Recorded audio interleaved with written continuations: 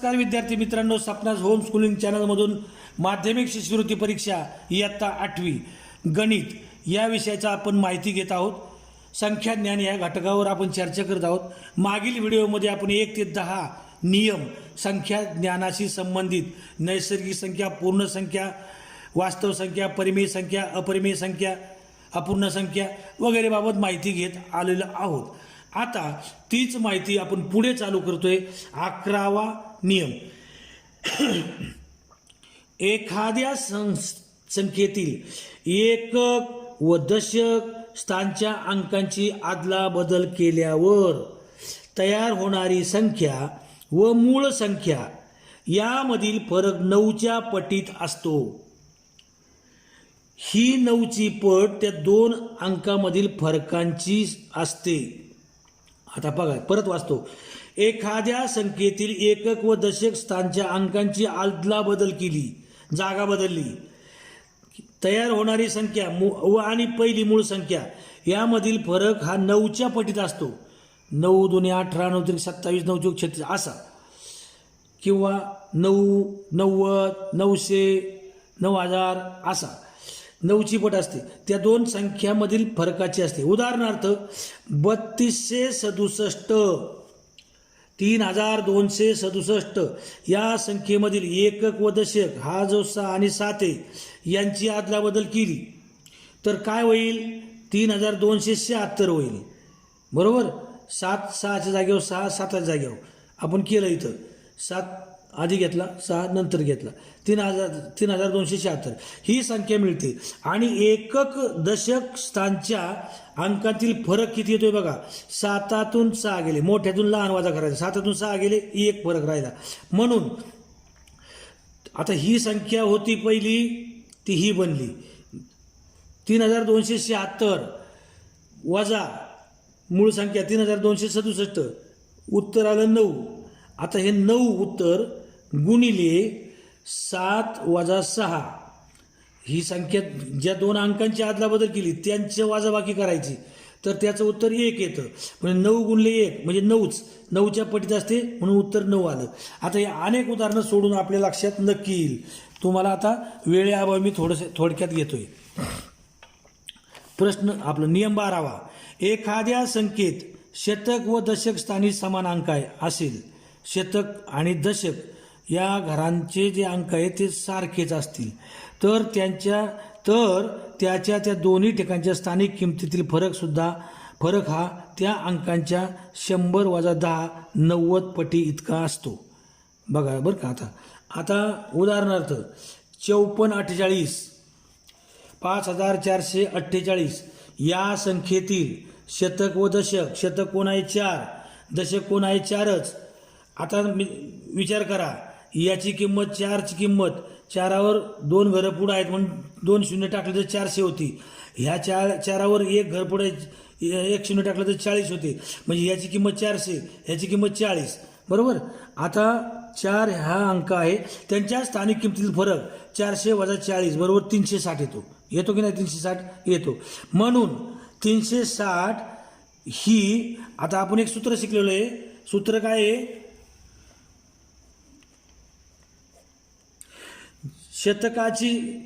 शतकाची किंमत 100 आणि दशकाची किंमत 10. 100 वजा 10 वर 90. ही 360 आलेली, ही 400 वजा 40 360 ही शतकाची आणि दशकाची वजाबाकी केलेली आलेली वजाबाकी आहे. ही 90च्या पटीतच येणार. 90च्या पटीत म्हणजे 360 बरोबर 90 गुणिले 4. लक्षात घ्या. म्हणजे या दोन्ही समान अंक जे होते त्याच अंकाने गुणलं किंवा तेच अंक आपल्याला तो अंक काढायचा असेल तरी 90नी जर भागलं या संख्येला तर बरोबर तो अंक निघतो. लक्षात घ्या. 360ला 4ने गुणलं, आपलं 90ला 4ने गुणलं 360 येतं, किंवा 360ला 90नी भागलं 4 येतं. म्हणजे दोन्ही समान अंक असतील तर ते समान अंक जर काढायचे असतील तर 90नी भागायचं, किंवा समान अंक दिले असतील तर 90नी गुणायचं. यांचं उत्तर सारखं येतं. आता पुढं, एखाद्या संख्येच्या शतक व एकक बघा बरं का. मग असे दशक व शतक पाहिलं, आता शतक व एकक स्थानी एखाद्या संख्येच्या शतक व एकक आपण हा नियम पुन्हा समजून घेऊ. एखाद्या संख्येच्या शतक व दशक स्थानी समान अंक असेल, शतक व दशक स्थानी समान अंक असेल, तर त्याच्या दोन्ही ठिकाणाच्या स्थानिक किमतीतील फरक हा त्या अंकांच्या, शतकाची किंमत 100, दशकाची किंमत 10, 90 येते. ह्या 90च्या पटीत असतो. उदाहरणार्थ 5448 या संख्येत शतक हा 4 आहे, दशक हा 4 आहे. शतकाची किंमत 4ची किंमत 400, दशक स्थानच्या 4ची किंमत 40. म्हणून त्यांच्या स्थानिक किमतीतील फरक 400 वजा 40, बरोबर. मग 360 आला. 360 हे आपलं सूत्र काय सांगते? 100 वजा 10. सूत्र असं आहे 100 वजा 10. हे दशक आणि शतकाच्या बाबतीत 100 वजा 10 बरोबर 90 उत्तर येतं. 90च्या पटीत हा फरक येत असतो. बघा 400 वजा 40 360. आता 360 म्हणजेच 90 गुणिले 4 ही संख्या. कळलं? आता पुढला नियम पुढला. एखाद्या संख्येच्या शतक व एकक, आता बघा बरं का, संख्या शतक आणि एकक समान आहेत आणि शतक स्थानी व एकक स्थानी समान अंक असेल तर दोन्ही ठिकाणच्या अंकांच्या स्थानिक किमतीतील फरक हा त्या अंकांच्या, सूत्र बघा बरं का, हे सूत्र काय आहे? 100 वजा 1. शतकाची किंमत 100 आणि एककाची किंमत 1च. मग 100 वजा 1 99ची पट, 99च्या पटी इतका असतो. म्हणजे कोणतं? उदाहरणार्थ घ्या 6373. 6373 या संख्येमधील शतक 3 आहे, एकक 1 आहे. शतक व एकक स्थानी 3 हा अंक आहे. शतक 3 आणि एकक 3 दोन्ही सारखे आहेत. त्यांच्या स्थानिक किमतीतील फरक 300 वजा 3 बरोबर 297. आता हा 297 99चा सूत्र आहे 100 वजा 1. 99 गुणिले 3 असा केला तर तो तितकंच येतं. समजतंय? आता पुढे बघा. एखाद्या संख्येत, 14वा मुद्दा, एखाद्या संख्येत सहस्त्र व दशक, सहस्त्र म्हणजे 1000, दशक स्थानी तेच अंक किंवा तोच अंक असेल किंवा एकच समान अंक असेल तर त्याच्या दोन्ही ठिकाणच्या स्थानिक किमतीतील फरक हा त्या अंकांच्या, सूत्र काय बघा आता याचं, सहस्त्राची किंमत 1000, दशकाची किंमत 10, 1000 वजा 10 990. ह्या 990च्या पट्टीमध्ये असतो. उदाहरणच पाहायचं म्हटलं 85,359. ह्याच्यामध्ये सहस्र 5 आहे आणि दशक 5 आहे, दोन्ही समान आहेत. तर या सहस्त्र व दशक स्थानी समान अंक 5 आहे. त्यांच्या स्थानिक किमतीतील फरक, सहस्राच्या 5ची किंमत 5000, दशकाच्या 5ची किंमत 50. फरक आला 4950 आणि तो फरक कुणाच्या पटीत आहे तर 1000 वजा 10 बरोबर 990च्या पटीत आहे. म्हणून 4950 बरोबर 990 गुणिले 5 असं उत्तर येतं. लक्षात घ्या. 15वा नियम. 0 ते 9 यामध्ये सर्वात मोठा अंक 9 आहे.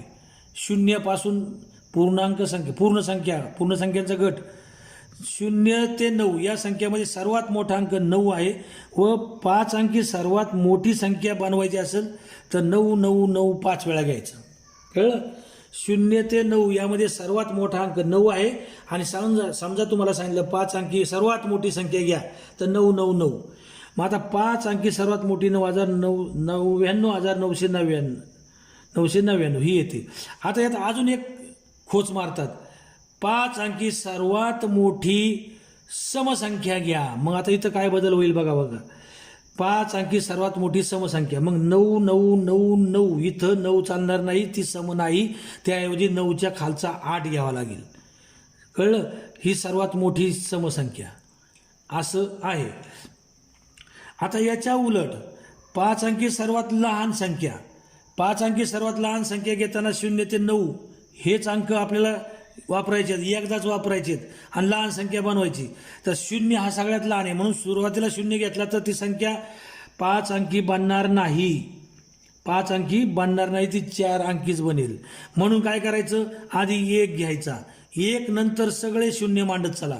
सगळ्यात लहान 5 अंकी होते. हिच्यापेक्षा लहान 5 अंकी होऊच शकत नाही. लक्षात आलं? 1 नंतर 0 0 0 0 ही सगळ्यात लहान 5 अंकी, ही सगळ्यात मोठी 5 अंकी. हा फरक लक्षात घ्या. आता 16वा नियम. 16वा नियम काय सांगतोय? मोठ्यात मोठी संख्या लिहिणे. मोठ्यात मोठी संख्या लिहायची. दिलेल्या अंकातील सर्वात मोठा अंक आणि आधी लिहायचा, नंतर उतरत्या क्रमाने संख्या लिहाव्यात. आता बघा, उदाहरणार्थ 3 7 9 0 5 3 7 9 0 5 हे अंक दिलेत आणि ते एकदाच वापरायचेत आणि त्याची मोठी संख्या बनवायची. मग आता आधी कोण घ्यायचा? 9 घ्यायचा. नंतर कोण घ्यायचा? 7 घ्यायचा. नंतर कोण घ्यायचा? 5 घ्यायचा. नंतर कोण घ्यायचा? 3 घ्यायचा आणि शेवटी 0. उदाहरणार्थ बघा, 97,530 व लहान संख्या बनवायची असेल तर 0 3 5 7 अशी ही लहान संख्या 5 अंकी बनत नाही, कारण 0 आधी आला, त्याची किंमत 0 आहे, त्यामुळं ही 3579 झाली. म्हणून 5 अंकी बनवायची असेल तर 3 आधी घ्यायचा आणि 0 मग नंतर टाकायचा आणि मग 5 7 9 असे चढत्या क्रमाने मांडायचे. तर ह्या पद्धतीने ही लहान संख्या मिळते ह्या दिलेल्या अंकावरून. आता बघा, 2 किंवा 3च अंक दिले, 2 किंवा 3च अंक दिले व त्यातून 5 अंकी मोठी संख्या तयार करायची असेल. उदाहरण घ्यायचं म्हटलं तर बघा, 1 5 आणि 7 हे 3च अंक दिले आणि सांगितले 5 अंकी मोठी संख्या बनवा आणि अंक जर सगळे घ्या. मग काय करायचं? 7 घ्यायचा सुरुवातीला घेतला. नंतर आपल्याला हे 2 तर आहेच आहेत, 5 आणि 1 हे आहेतच, परंतु आपल्याला 5 अंकी बनवायचे म्हणून 7 7 7 3 वेळा आणि 5 आणि 1 असं ही सगळ्यात मोठी 5 अंकी बनली. तसंच लहान संख्या बनवायची असेल तर 1 1 1 3 वेळा घ्यायचा आणि उरलेले 2 अंक घेऊन टाकायचे, म्हणजे 11,157 ही सगळ्यात लहान संख्या 5 अंकी. म्हणजे संख्या अंक जेवढे दिले असेल त्यांचा वापर करूनच हा नियम लावायचा. मग लहान संख्या बनवायची असेल तर लहान आकडा तितक्या वेळा घ्यायचा आणि उरलेले आकडे त्यात बसवायचे, मिळून 5 अंकी झाली.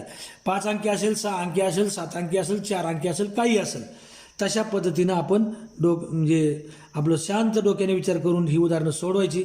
अशा अनेक नियम ह्या संख्या ज्ञानासंदर्भात आपण अभ्यासले आहेत. मित्रहो, आपण काय काय पाहिलं सुरुवातीपासून पुन्हा एकदा आपण थोडंसं अवलोकन करूया की नैसर्गिक संख्या पाहिली आपण. पहिल्यांदा काय पाहिली आपण? नैसर्गिक संख्या. बघा, हा घटक पाहिला बरोबर. यानंतर काय पाहिलं आपण? मोज संख्या यांना म्हणतात आणि नैसर्गिक संख्या पण म्हणतात. सर्वात लहान 1 ही नैसर्गिक संख्या सर्वात लहान आहे आणि सर्वात मोठी नैसर्गिक संख्या सांगता येत नाही नैसर्गिक संख्या, बरोबर. आता 0 ही शून्याचा समावेश नैसर्गिक संख्येत केल्यास मिळणाऱ्या संख्येला समूहाला काय म्हणतात? पूर्ण संख्या म्हणतात. जर तिच्यामध्ये 0 घातला तर त्या नैसर्गिक संख्येला पूर्ण संख्या असं म्हणतात. 0 हा सर्वात लहान पूर्ण संख्या आहे, लक्षात ठेवा. आपण काय शिकलो परत? -3 -2 -1 0 1 2 3 या संख्यांना पूर्णांक संख्या म्हणतात, हेही शिकलो आपण. आणि पुढलं काय शिकलो आपण? परिमेय संख्या.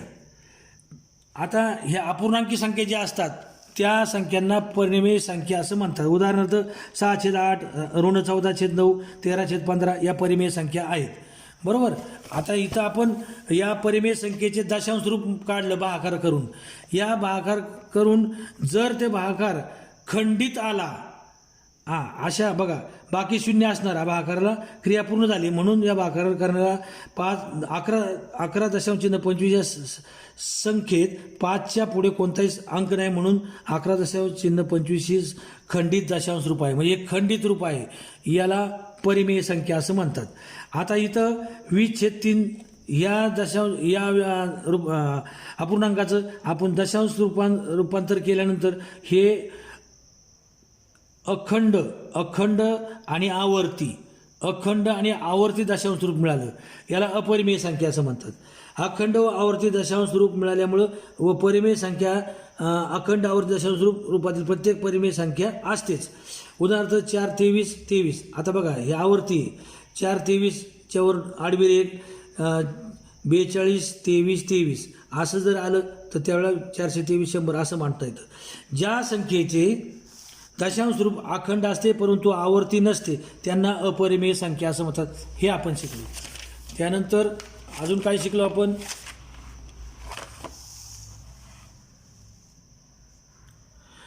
वर्गमुळात 3 याच्यामध्ये कुठलाही समान अंक नाही, त्यामुळं अनावर्ती येते म्हणून ही अपरिमेय संख्या आहे. तसे वर्गमुळात 57 ही अनावर्ती आहे म्हणून त्याला अनावर्ती म्हणजे यात साम्य नाही म्हणून त्याला अखंड परंतु आवर्ती अनावर्ती रूप असं म्हणतात. अपरिमेय संख्या. आता वास्तव संख्या, परिमेय संख्या व अपरिमेय संख्या यांच्या समूह दोन्हींचा मिळून जो समूह तयार होतो त्या समूहास वास्तव संख्या असे म्हणतात. हे आपण शिकलो. आता पुढे काय शिकलो आपण? उदाहरणार्थ 2/7 ऋण हे जे अंक आहेत हे वास्तव संख्यांचा गट आहे. कोणत्याही संख्येतील अंकांचा बघा एकक दशक शतकच्या अंकाच्या स्थानिक किमतीनुसार ज्या किमती आता स्थानानुसार ज्या किमती मांडल्या जातात. उदाहरणार्थ स्थान ज्या ठिकाणी असेल तिथून पुढच्या अंकाचे तेवढे शून्य मांडून मोकळं व्हायचं तर आपल्याला संख्येच्या अंकापुढे जेवढे अंक असतील तेवढे शून्य मांडून दिल्यास त्याची स्थानिक किंमत आपोआप मिळते. एखाद्या संख्येतील एकक दशक स्थानच्या अंकाची आदलाबदल केली तर ते एकक आणि दशकच्या आदलाबदल केली तर 9च्या पटीत. नंतर तसंच पुढं एखाद्या संख्येतील शतक आणि दशक अंकांच्या यांची आदलाबदल केली तर 90च्या पटीत. एखाद्या संख्येतील शतक आणि एकक यांच्या अंकांची आदलाबदल केली तर 99च्या पटीत. एखाद्या संख्येतील सहस्र आणि दशक यांच्या अंकांची आदलाबदल केली तर 990च्या पटीत. हे आपण बरोबर शिकलेलो आहे. 0 ते 9 यामध्ये सर्वात मोठा अंक 9 आहे, नंतर सर्वात लहान अंक 1 आणि मग 00 असं. म्हणजे मोठी संख्या 99,999, लहान संख्या 1,10,000 अशी. मोठ्यात मोठी संख्या लिहिणे, दिलेल्या अंकातील सर्वात मोठा अंक लिहावा, नंतर उतरत्या क्रमाने अंक लिहायचे. लहानात लहान संख्या लिहिताना सुद्धा आधी सगळ्यात लहान अंक घ्यावा 0 सोडून, बाकीचं मग 0 2 नंबरला घ्यावा. अशा पद्धतीने मांडलं तर आपल्याला लहान संख्या मोठी संख्या अशा संख्या करायला मिळतात. मित्रहो, अशा प्रकारचे 2 व्हिडिओमधून संख्या ज्ञानाबद्दल सांगोपांग चर्चा मी आपणास समोर केली. या पुढील व्हिडिओमध्ये आपण उदाहरणं घेण्याचा प्रयत्न करू.